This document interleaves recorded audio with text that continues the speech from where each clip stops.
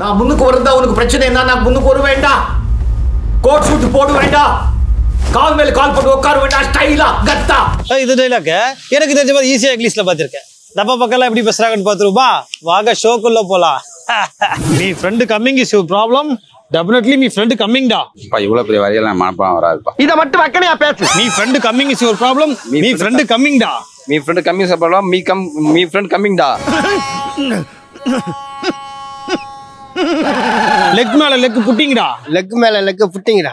கெத்தா ஸ்டைலா மாசா மாசா.